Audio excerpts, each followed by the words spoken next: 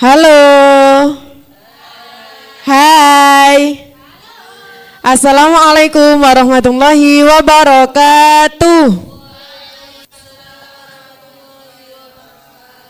Minta tolong yang di mejanya ada mainan, apapun silakan ditaruh bawah dulu. Hitung 1 sampai 5. 1, 2, 3, 4, 5. Oke. Ibu minta berdiri dulu sebelum berdoa. Kita main ice breaking dulu. Sudah? Pernah dengar ice breaking yang tangan ke atas? Pernah dengar? Oke, hadap ke depan semua. Cek, enggak nyapluk temani, ayo hadap ke depan.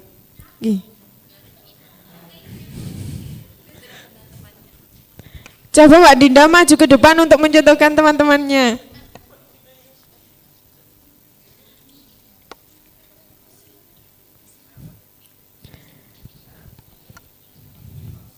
Ayo, 1, 2, 3. Tangan ke atas menggapai bintang. Tangan ke samping burung yang terbang. Tangan ke depan ikan. Duduk yang manis siap berdoa. Tar putar. Belum duduk, tangan. Gulung, tangan digulung. Ular melingkar di pagar. Kanan, kiri, atas, bawah, siap berdoa. Tepuk jari 1, tepuk jari 2, tepuk jari 3, tepuk jari 4, tepuk jari 5, berbunyi semua. 1, 2, 3, yuk siap berdoa. Silakan duduk. Terima kasih. Sebelum kita mulai belajar pada siang hari ini, mari kita berdoa. Apa yang kita pelajari bermanfaat dan membawa ilmu yang barokah. Ala hadiniyah wa ala kulli niyatin shalihah. Al-Fatihah. Oke, sebelum kita mulai pelajaran pada siang hari ini, Ibu absen dulu ya. Siapa yang enggak masuk pada siang hari ini? Coba tengok kanan kirinya, siapa temannya yang enggak masuk? Masuk semua? Oke. Ibu absen dulu. Sheila, Adinda Intan, Diah Kurnia, Nur Fitria, Sheila. Oh sudah ya. Hamid, Abdul, Fal, Drama, Putra, dan Mas Ivan. Masuk semua ya. Oke, mengulang materi yang kemarin. Siapa yang masih ingat materi kemarin itu membahas tentang apa? Apanya yang pra-Islam? Kondisi sebelum pra-Islam.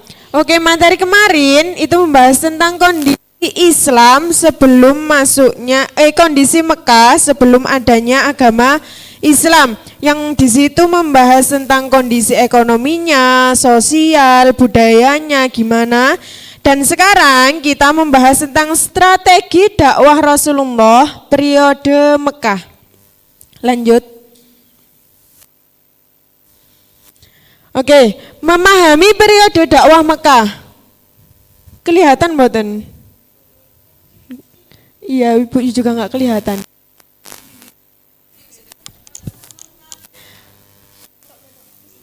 Ya yang enggak kelihatan didengarkan saja, jangan ramai sendiri. Periode dakwah Nabi Muhammad di Mekah berlangsung selama 13 tahun. Dari usia 40 tahun hingga hijrah ke Madinah. Dari tahun pertama sampai tahun ketiga itu dakwahnya dilakukan secara sembunyi-sembunyi. Untuk tahun selanjutnya sampai tahun terakhir itu dilakukan secara terang-terangan. Jadi 13 tahun itu dibagi menjadi dua. Dakwah yang pertama itu dilakukan secara sembunyi-sembunyi dan yang kedua itu dilakukan secara terang-terangan. Fokus utamanya dakwah itu untuk apa sih? Yang pertama, penyebaran tauhid dan penanaman akidah Islam. Yang kedua, pembentukan budi pekerti, luhur dan etika.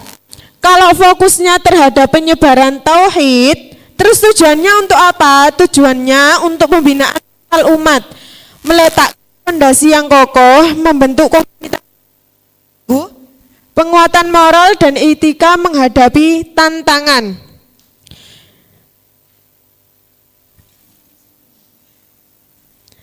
Lanjut, medan dakwah penurintangan. Ayo didengarkan, yang tidak dengarkan nanti tiba-tiba ditanya, nggak bisa tak suruh maju ke depan. Medan dakwah yang penuh rintangan yakni tradisi penyembahan berhala, dominasi politik dan ekonomi, fanatisme kesukuan, penolakan ajaran tauhid, penyiksaan dan boikot. Jadi perjuangan dan keteguhan iman mereka menjadi inspirasi bagi umat muslim di seluruh Indonesia. Tadi sudah dijelaskan Ibu, dakwah di Mekah itu dilakukan selama berapa tahun? Halo, dilakukan selama berapa tahun? 13 tahun dibagi dua. Tahun pertama sampai tahun ketiga itu dakwah secara sembunyi-sembunyi. Dan tahun keempat sampai 13 itu dakwah secara terang-terangan. Oke. Lanjut. Membangun fondasi umat, dakwah secara sembunyi-sembunyi. Tujuannya untuk membentuk kader muslim inti yang kuat dan atas. Untuk target dakwahnya, kalau yang sembunyi-sembunyi targetnya itu hanya keluarga dekat, istri, sahabat, dan individu yang berkarakter lembut dan mudah menerima.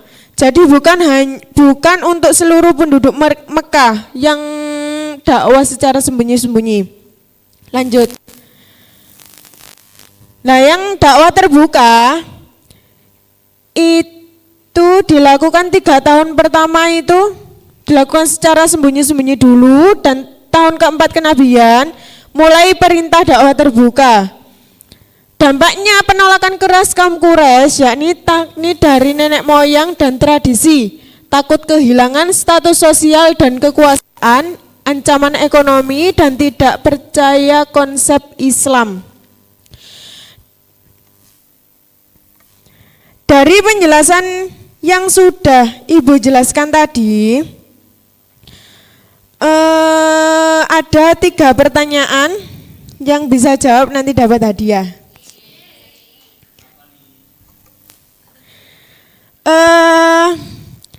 Periode dakwah Nabi Muhammad tadi belum selesai soalnya. Berlangsung selama berapa tahun? 13. Angkat tangan dulu terus ditunjuk Ibu. Buahnya angkat tangan.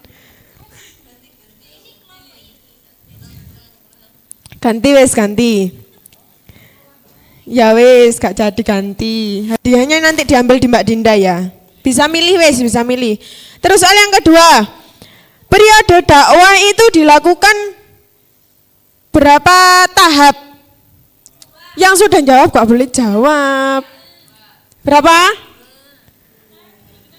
2, apa saja? Sembunyi-sembunyi dan terang-terangan. Kalau sembunyi-sembunyi berapa tahun? Kok kamu terus sih? Sudah tadi. Berapa? 3 tahun. Kalau yang terang-terangan? Oh iya, 13. Ya.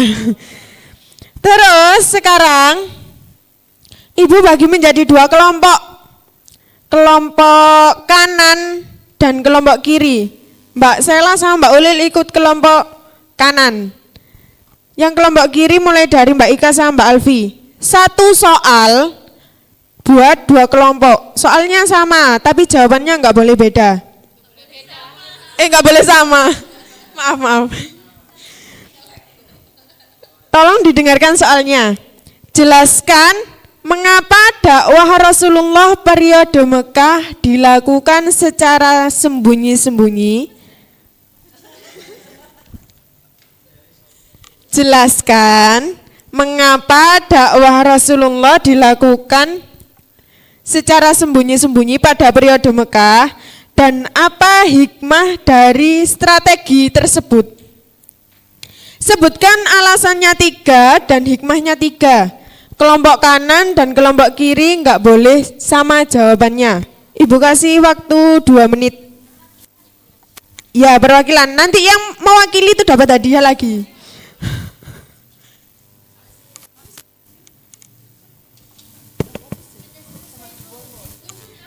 Sudah? Oke.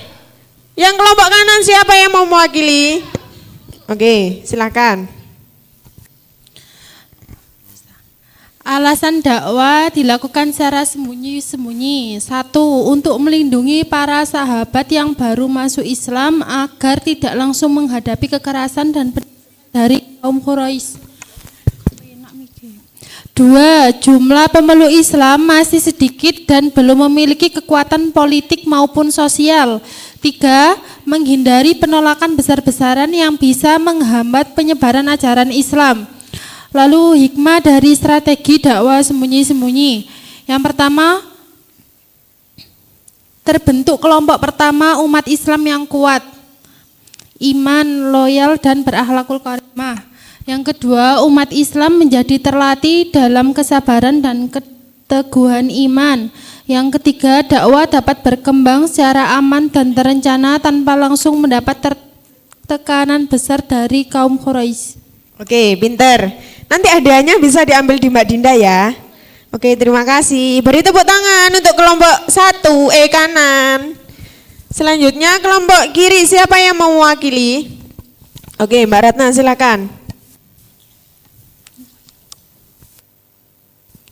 Untuk alasan dakwah dilakukan secara sembunyi-sembunyi yaitu yang pertama, untuk melindungi para sahabat yang baru masuk Islam agar tidak langsung menghadapi kekerasan dan penindasan dari kaum Quraisy.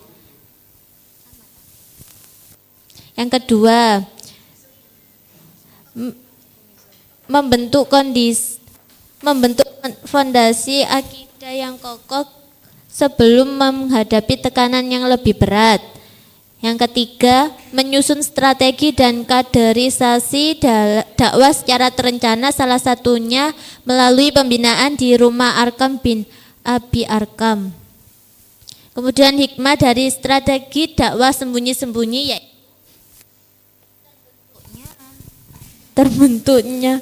terbentuknya kelompok pertama umat iman, loyal, dan berakhlak mulia, seperti Abu Bakar, Ali, Khadijah, dan Bilal. Yang kedua, umat Islam menjadi terlatih dalam kesabaran dan keteguhan iman sehingga siap menghadapi ujian berat hari. Oke, beri tepuk tangan untuk perwakilan dari kelompok kiri. Oke, dari materi yang sudah Ibu jelaskan dari awal sampai akhir, siapa yang bisa menyimpulkan? Yang sudah jawab tadi nggak boleh jawab lagi. Oke, Mbak Ika, silakan.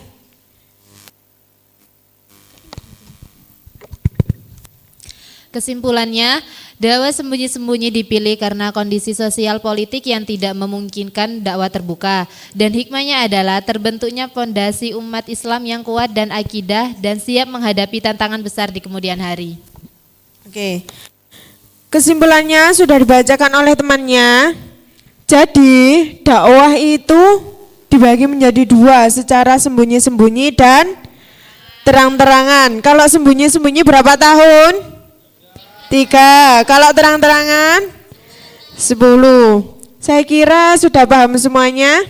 Untuk PR minggu depan, yakni tulislah strategi dakwah Rasulullah periode Mekah dari awal sampai akhir sesuai yang dijelaskan minggu ini. Dikumpulkan besok dan dijelaskan maju ke depan satu per satu. Oke, ada yang ditanyakan? Tidak. Saya kira cukup, semoga bermanfaat. Semoga yang nggak masuk, yang sakit segera diberi kesehatan. Kurang lebihnya Ibu mohon maaf. Akhirul kalam. Wassalamualaikum warahmatullahi wabarakatuh.